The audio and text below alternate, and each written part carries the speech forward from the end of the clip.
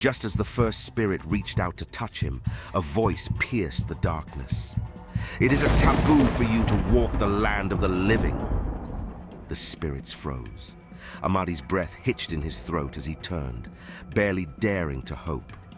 Out of the shadows stepped an old man, Baba Femi, the village's reclusive herbalist, known for his strange ways and his deep knowledge of the spiritual world. In the small, bustling town of Oluwo lived Nkechi, a woman hardened by life's unforgiving hand. Nkechi, tall and dark-skinned, bore the visible weight of her struggles on her frame and in the furrows of her brow. As the eldest daughter in her family, she had shouldered the burdens left by a father who vanished when she was just a girl. Nkechi worked endlessly, doing any job she could find. There was little she hadn't tried in her youth. She worked in fields, carried heavy loads, and sold goods in the market. By her 30s, she had settled into selling roasted plantain and fish, working tirelessly day in and day out. But despite her efforts, she remained poor, watching with envy as others lived lives of comfort. She often wondered if her life would ever change. One particularly sweltering afternoon, as Nkechi called out to passers-by, trying to lure customers to her plantain stand, an old woman approached. This woman was unlike any Nkechi had seen before. Her face was wrinkled and shadowed beneath a tattered headscarf, and her back was bent as if carrying an invisible burden. "Please, child," the old woman croaked. "Help me with my luggage. I need someone strong. My back already hurts from the distance I have been carrying the load from." Nkechi sighed, irritation flickering in her eyes. She had no time for charity. Each moment lost was a sale she couldn't make. But the old woman, sensing her hesitation, leaned in close and whispered, "I will pay you well for your trouble, my child." Money, a word that changed Nkechi's mind instantly. After thinking twice, she left her stall and agreed to help the woman carry her luggage to a rundown hut on the outskirts of town. When they arrived, the woman didn't reach for any coins. Instead, she pressed a simple, worn necklace into Nkechi's hand. "Wear this always," the woman instructed. "Do so, and you will never lack customers." Nkechi stared at the necklace, puzzled and disappointed. She'd been expecting money, not trinkets. "What will I do with an old, worn-out necklace?" she thought, but something in the woman's gaze compelled her to accept the gift. She slipped it around her neck, its weight unfamiliar and oddly comforting, as she thanked the old woman reluctantly and headed back to the market. That night, as Nkechi lay on her bed, exhausted from the day's sales, she was startled awake by a knock at the door. She scrambled to the door only to find a crowd of people waiting silently outside. Their faces were hard to make out in the dark, but they stood patiently, waiting. One of them said, "We have come to buy what you sell. We have come from a long journey, and we need to eat before we proceed to our next destination." Nkechi, bewildered but sensing an opportunity, nodded. She quickly set up her grill and began roasting plantains, serving one after another. The crowd didn't speak again, but they handed her money, filling her purse as the night wore on. By dawn, they had vanished as suddenly as they'd appeared, leaving Nkechi with a sense of awe and disbelief. This became a nightly ritual. Each evening, a silent crowd would knock on her door, and each morning she would count her earnings, the money piling up faster than she ever dreamed possible. Her neighbors noticed her newfound wealth, whispering behind her back, curious and envious. Yet Nkechi was troubled. Her gaze would linger on the ever-growing pile of coins, her heart filled with both satisfaction and unease. She often found herself wondering, would there be a price to pay for her sudden fortune? Her customers never spoke more than a word, never lingered, and their eyes haunted her. At night, she would toss and turn, hearing whispers in the dark, the weight of guilt pressing on her chest like an iron chain. But the money, oh, the money was so good. Strangest of all were the gifts. Every morning she found fresh plantains and fish neatly stacked behind her window. No one saw who delivered them, and no one questioned it. Nkechi, initially unnerved, quickly grew accustomed to it. After all, what harm could come from free supplies? Her wealth grew, and with it, her desire for more. She was able to buy good clothes and became finer, her smile broader, and she felt a sense of power and privilege she had never known. Months passed in this surreal cycle of nighttime sales and mysterious provisions. Then one evening, the old woman returned, standing at Nkechi's doorstep with a grim smile. "It is time to repay your debt. the woman said. Nkechi's heart pounded in her chest. She had nearly forgotten the woman, nearly forgotten the origin of her fortune. "What debt?" she stammered. "The necklace has brought you much fortune, as I can see, but it binds you to the spirits you've been feeding. They have feasted on your plantain and fish, but now they hunger for more, and this time they desire humans." Nkechi's blood ran cold. She shook her head. "No," she replied. "I can't." The old woman held her gaze, eyes filled with a dark knowing. "You have two choices, my child. Continue feeding them, but with humans, and your wealth will grow beyond measure, or return the necklace and go back to the poverty you once knew. You will be so poor, no one would ever believe you have tasted wealth in your lifetime." The old woman then vanished. For days, Nkechi was paralyzed by the decision. She lay awake at night, haunted by the thought of the life she would return to if she gave up her newfound fortune. Memories of her youth, of hunger and shame, surfaced, tugging at her resolve. Poverty, she knew, was a prison. Wealth had given her freedom, comfort, and power she never thought possible. Finally, one night, she made her choice. She began with those who were strangers, those who wandered the streets alone, unnoticed and unloved. She offered them plantain and fish and laced them with a potion she got from the spirits. Some she offered a place to rest, luring them into a room where they met their doom by the hands of the spirits. The spirits accepted her offerings eagerly, and the wealth continued to flow. But as the weeks passed, Nkechi's guilt grew. The townspeople began to murmur about disappearances, casting suspicious glances in her direction because she suddenly found success. She felt eyes on her at all times, felt the walls closing in, suffocating her beneath the weight of her deeds. Over time, the townsfolk began to notice the disappearances. Nkechi's wealth grew in equal measure to the growing unease in Oluwo. Rumors spread of her night visitors, of shadowy figures seen leaving her home before dawn. Whispers of witchcraft and dark deals echoed through the marketplace, and soon suspicious eyes followed her every move. Fearing discovery, Nkechi realized she could no longer stay in Oluwo. One night, she gathered her belongings, leaving behind the small town that had once been her entire world. She traveled through the forest and across dusty plains until she reached a bustling town called Etsoma, where no one knew her name or her history. She saw unspeakable things on her way and made new leagues with powers no one dared to face because of the necklace she wore. Etsoma is a beautiful town located close to the hills, a place so colorful the sight of it alone makes passersby stop just to experience its culture. Nkechi was glad she made the decision to relocate, as she was so sure she would make more money. Within a short time, Nkechi invested her wealth in a new venture, opening a large, impressive shop at the heart of the marketplace. Here she sold the same roasted plantain and fish, but this time her stall was adorned with colorful fabrics, fragrant spices, and intricate wooden carvings. She hoped to live a peaceful life, free from the suspicions that had plagued her in Oluwo. For a while, it seemed that she had left her past behind.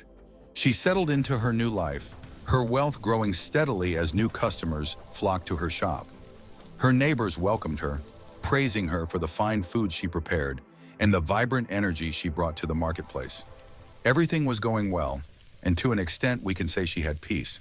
She was even hired to cater to weddings, birthdays, and town functions because she was good and her food was always delicious.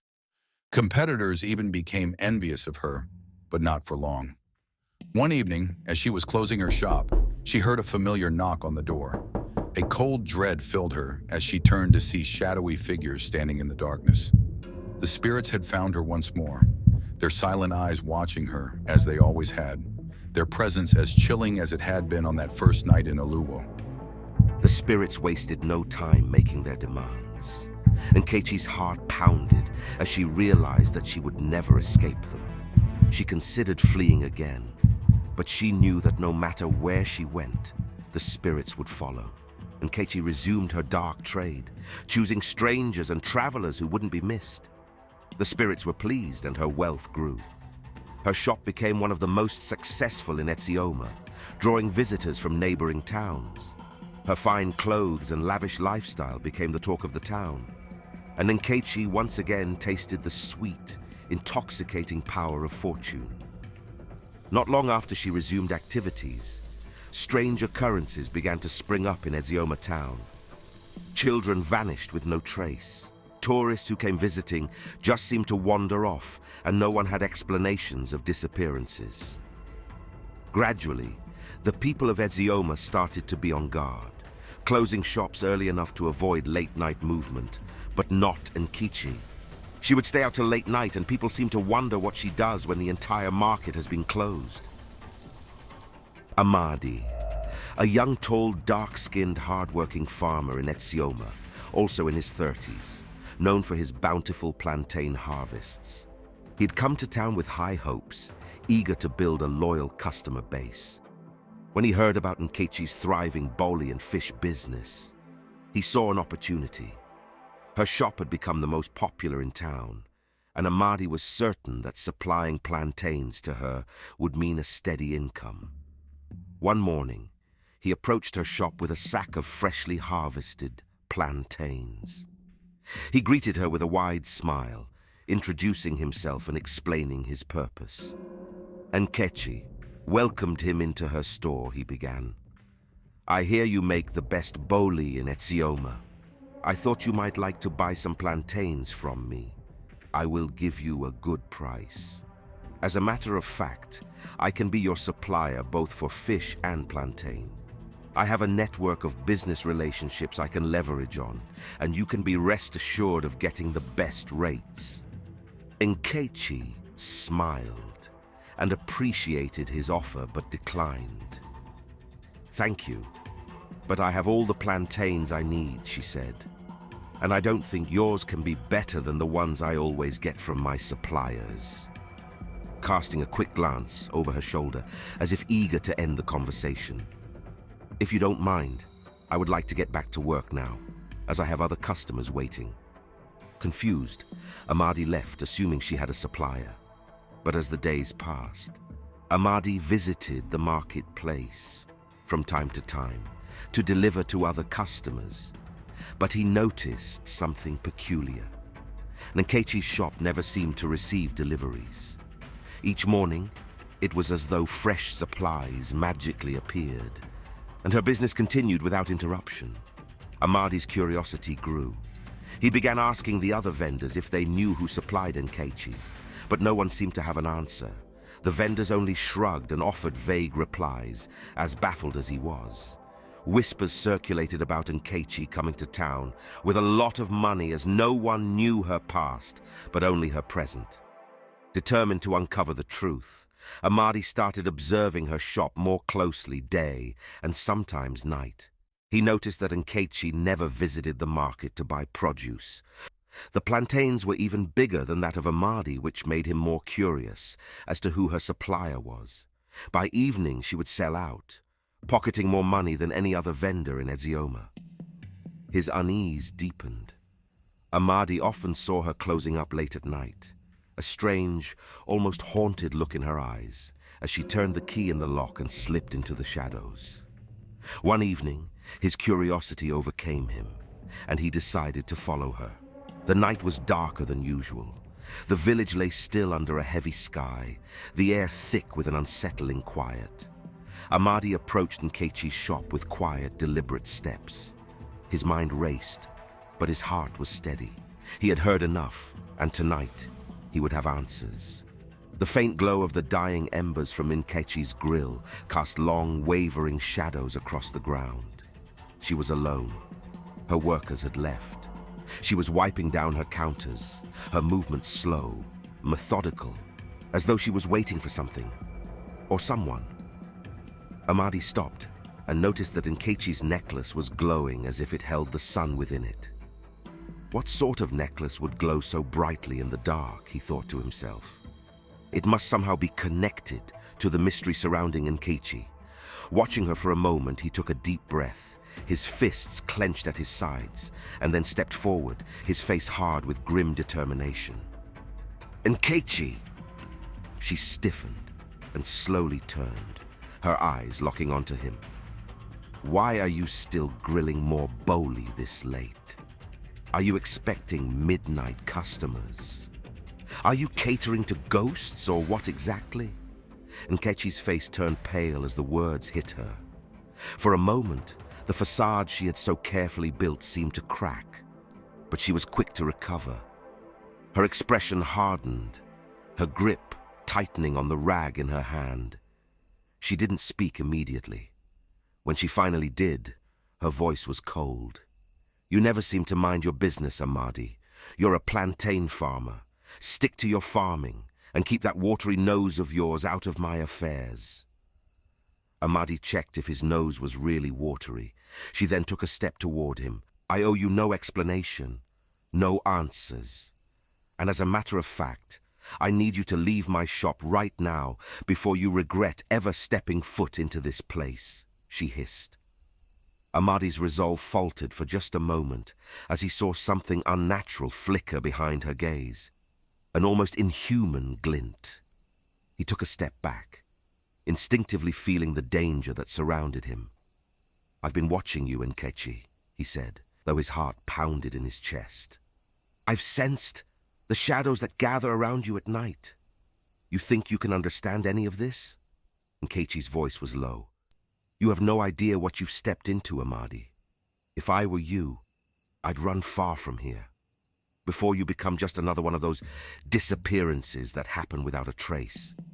A sudden gust of wind swept through the open door, rattling the windows and causing the embers in the fire to flare up.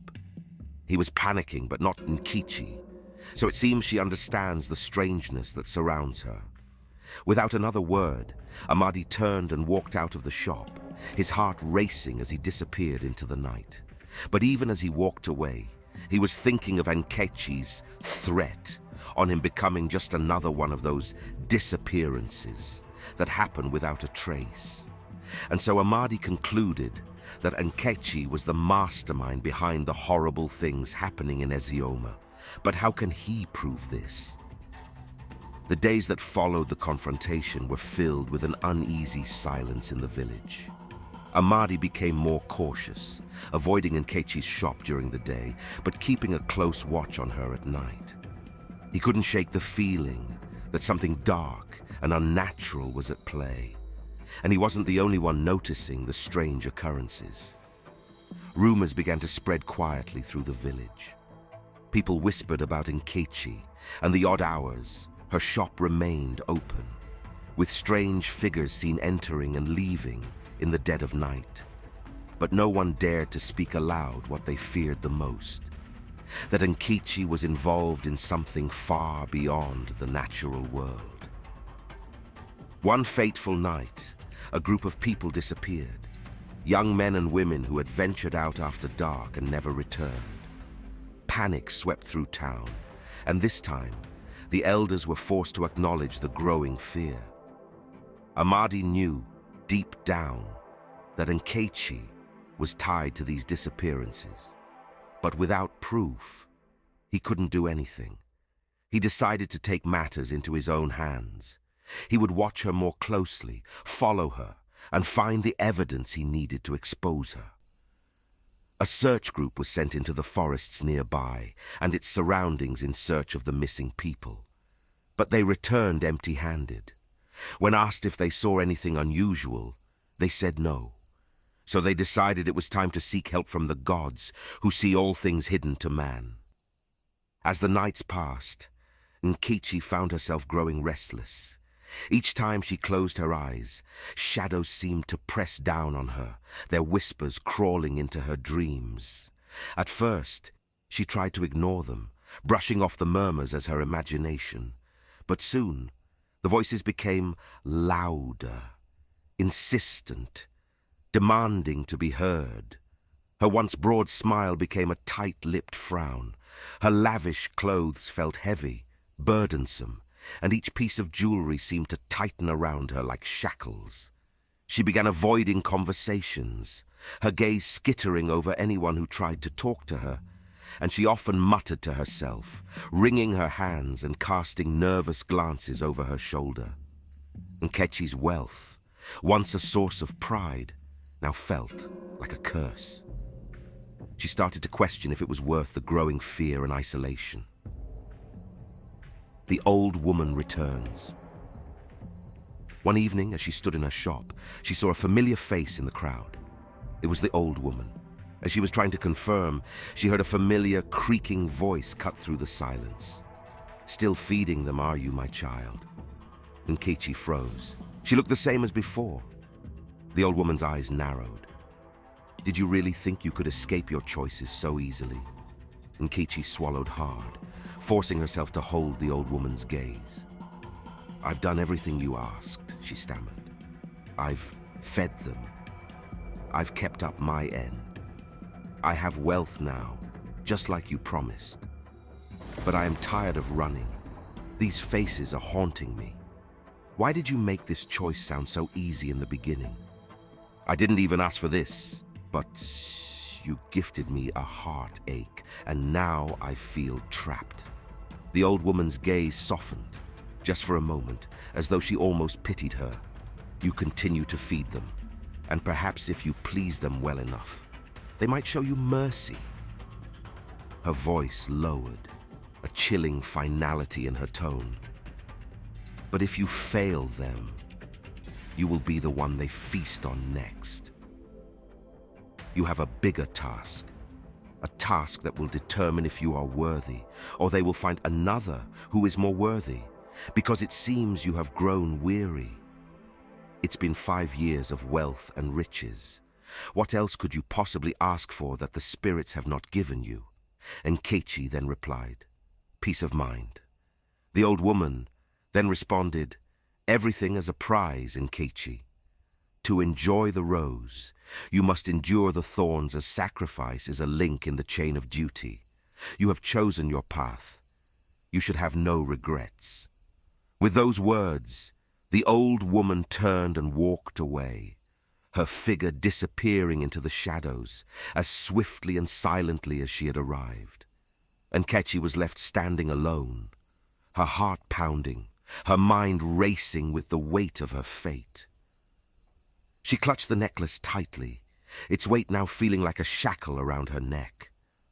For the first time, Nkechi understood the true cost of her wealth and the inescapable debt she owed. One night, Nkechi prepared as usual for her night visitors. After her encounter with the old woman, she had made up her mind to continue down this path. She would rather remain rich than lose this fortune to another.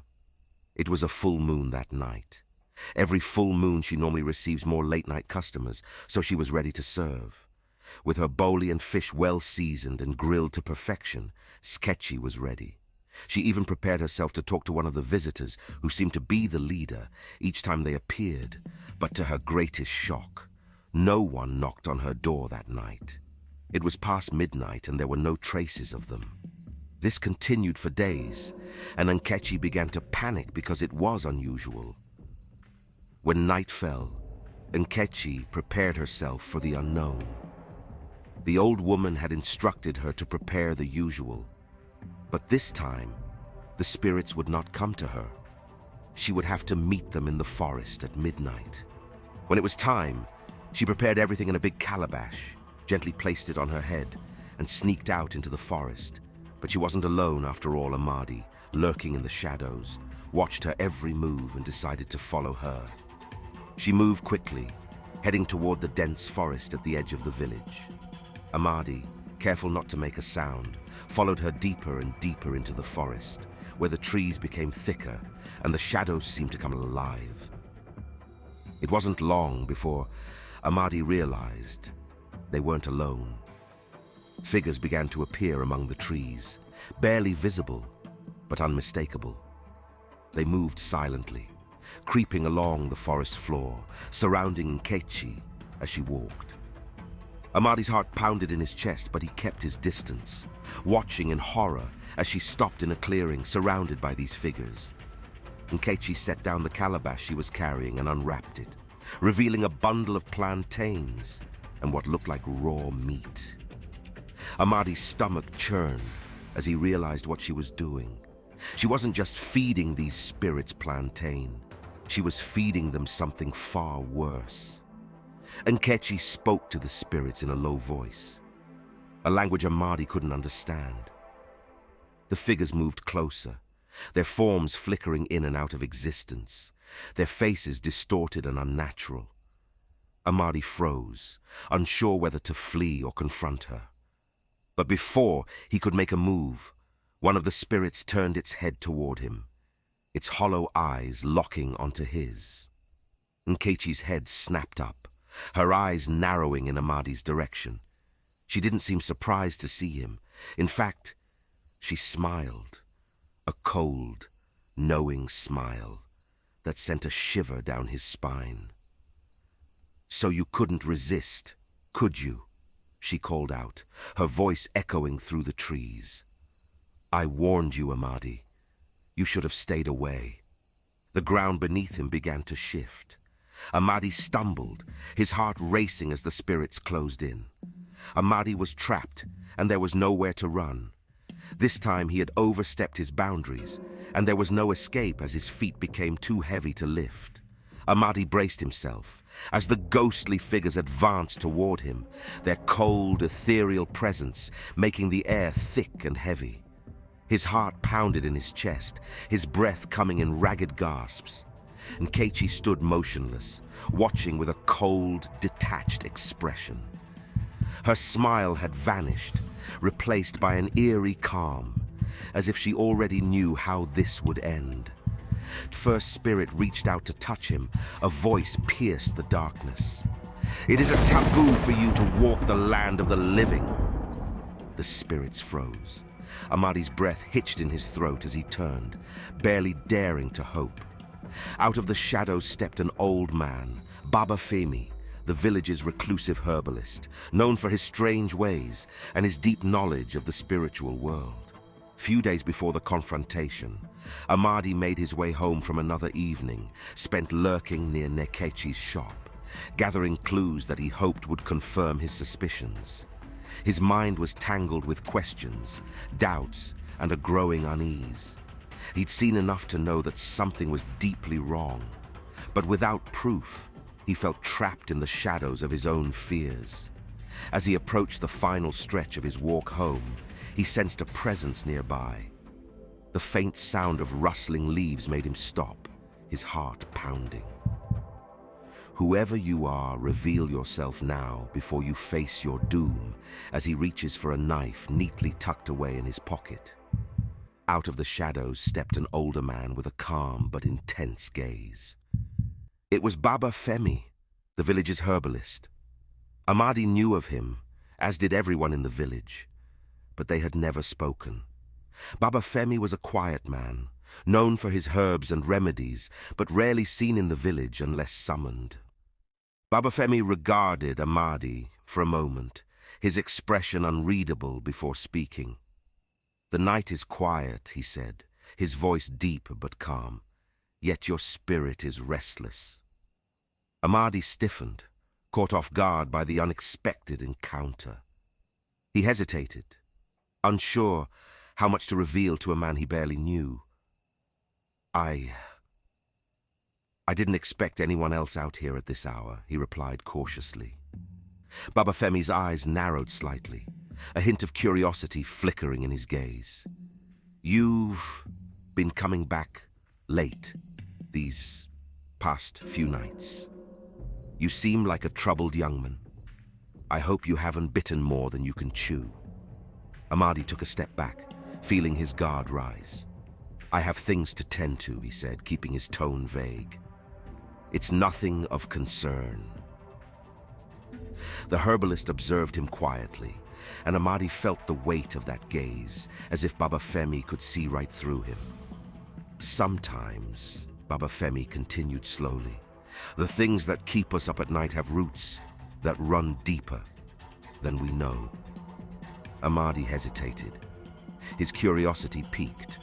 He then asked politely, "What do you mean, Great One?" Baba Femi then replied with another proverb. "The tree that bears fruit is the one that is pruned. It is the brave who die for others.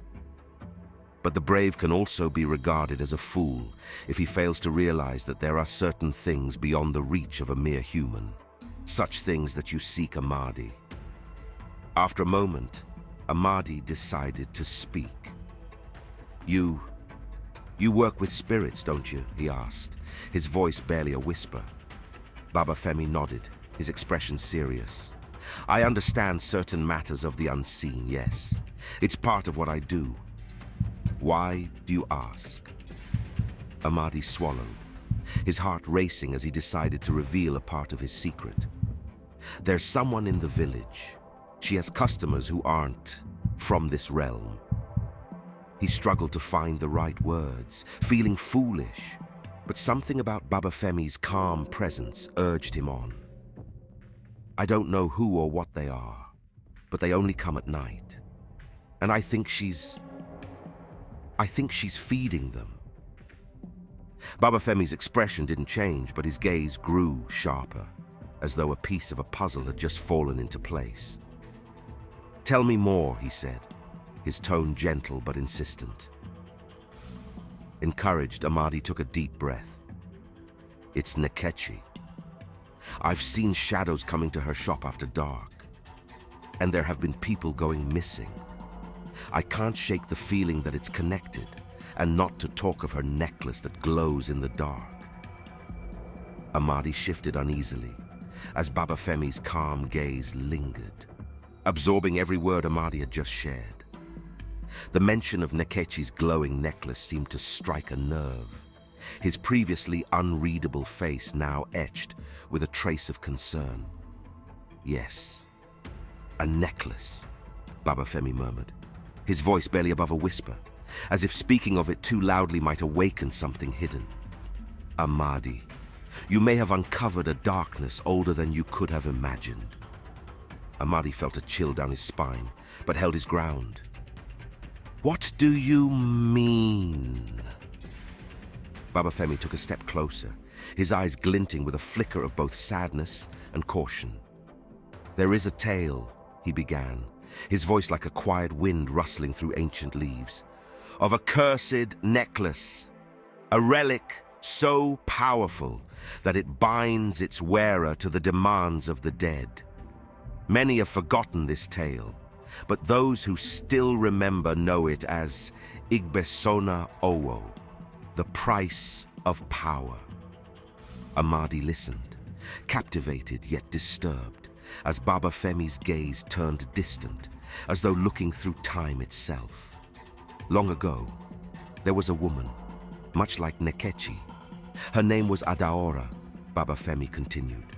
She was poor, desperate, and worn down by a life of struggle.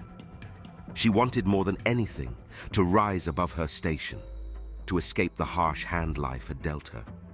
And then, one day, as if her plea had reached some dark corner of the earth, an old woman appeared before her. Baba Femi's voice softened, laden with the weight of the tale. This woman was unlike anyone Adaora had ever seen. She offered Adaora a golden necklace, a thing of beauty that shimmered even in the darkest night. The old woman told her that it would bring her prosperity, that she would never hunger again. But she warned her, the necklace comes with a price.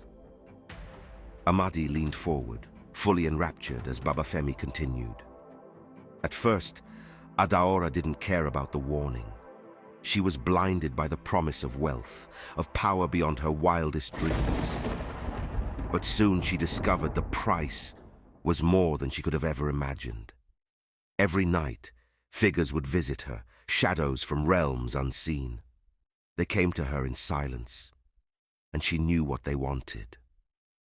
Baba Femi paused, his voice dropping to a whisper. They wanted to be fed, but not with ordinary food, Amadi. They demanded a darker feast, something to sustain them in the afterlife. In the end, Adaora could no longer bear the weight of the curse. She tried to escape, to remove the necklace, but the spirits would not let her go. They dragged her into the night, her screams echoing through the village. No one saw her again, but it said that the necklace was left behind, waiting for its next victim. He looked directly into Amadi's eyes, his gaze intense. The old woman, Amadi. She reappears, century after century, always in a different guise, always looking for the desperate. She finds them, offers them the necklace, and binds them to its curse. And those who accept it, they are lost to the darkness. What can be done? He asked, his voice almost pleading. How do we stop her? Baba Femi's gaze turned somber, his tone softening. Stopping her may not be as simple as you hope. The necklace binds her soul. She cannot part with it willingly. If you choose to pursue this Amadi, know that there is no easy path back.